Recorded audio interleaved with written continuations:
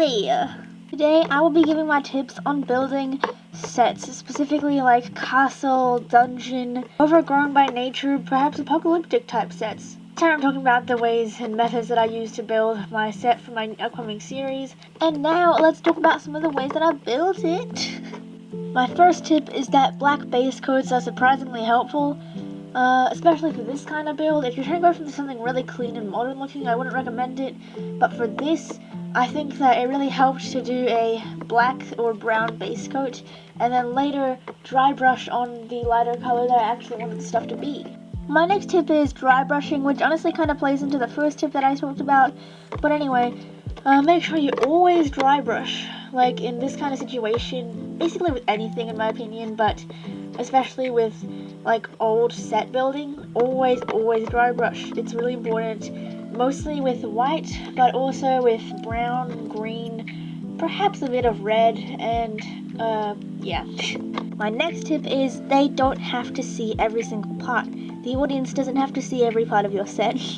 So if you're using this specifically for a video and it's not for just like playing at home or something, then think about what kind of angles you're going to do. I usually, like for the main builds that will be appearing very often in the film, I make them look good from every angle and make sure there's loads of detail. But with like side builds that are just there to kind of fill up space in a town scenery or something, you really don't have to paint it that well from every angle. I have one where it's painted super well on two sides, but on the back side it looks horrible and it's covered with like glue and cardboard and stickers and stuff, but it doesn't matter at all because no one's ever going to see that. The roofs of houses. This seems like a very specific tip, but I think for the roofs of houses, the best two methods that I've found is overlapping little pieces of cardboard and then covering them with black paint and then dry brushing them with white. Or you could also do a method where you get one of those pieces of really thick cardboard and then just take off the very top paper layer, and then it reveals the little structural part of the cardboard, and I feel like it really looks like a garage shed roof thingy. My next tip is about when to use thin or thick cardboard. I think for the base structures of everything in the roof, you should definitely use thick cardboard. Thick cardboard's so much better. I used to use thin cardboard for all my sets, and they always flopped around, and then over time, like as in the time of like 1 week, they just got super disgusting and like they started curling up in the wrong spot. So definitely for the structure, use very thick cardboard. You should be able to see like a layer of two paper layers on the outside of it, and also on the inside you should see like a little structural like wavy thingy. And for the thin cardboard, I'd recommend building little details on top of things, like when you're adding details to doors like over there, or adding these little brick segments on the floor or this table. That's when you need thin cardboard. My fifth tip is measuring. Measuring is so important. I used to not measure anything at all. I did it all by eye. I'd still recommend doing quite a bit of stuff by eye. I think that's kind of fun. But for example, for the floor, the way that I do all the floors on my sets for like square places is I measure the back wall and then the side wall, and then make a square out of that on another piece of cardboard, and then it just fits in place perfectly. It's really nice. You don't have to like trace everything all the time, because tracing is helpful sometimes, but sometimes it's just nice to just have it work because of you measuring it beforehand. And the next thing I have to say is always have the figure that you're gonna have in your film. In this case, I use LPS nearby when you're making the sets, because I always find that I accidentally make everything too big and it's really irritating. So I found that just having an LPS nearby helps everything look like it's the right size for the pets, because then you don't end up with like a table that's like up to here or something over your LPS, because you think you know what your figure's height is, but then once you make a set, then you realize that it's completely wrong height for the pet, so it's really annoying. My eighth tip, I don't know what it is. Anyway, it's about materials. You'd be surprised at how easy you can build stuff with not many materials. I think the most expensive thing would probably be hot glue, because you tend to run out of it super quickly when making sets and things. Yeah, for materials, clay is my first one that I'd suggest.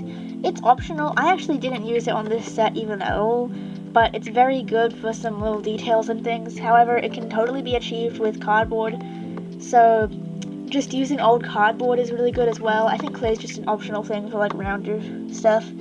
And beads is also good to have for doorknobs, as you can see over there. Well, that's optional though. You can achieve the look of doorknobs with a bit of cardboard.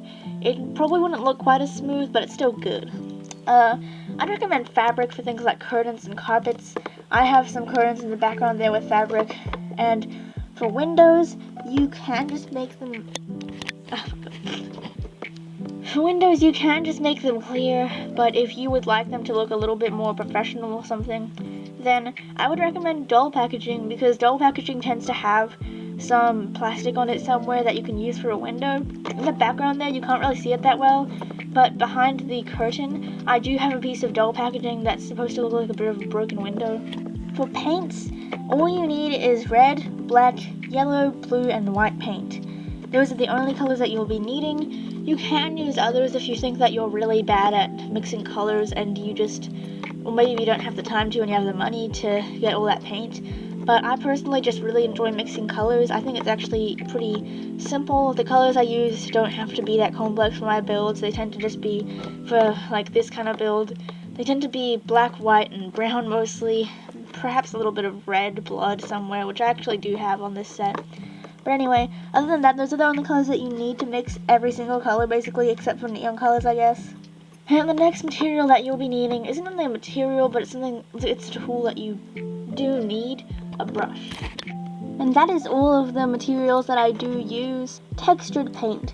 Textured paint is so useful for this kind of thing. For the paint on the walls, you may notice that it looks horrifyingly crusty.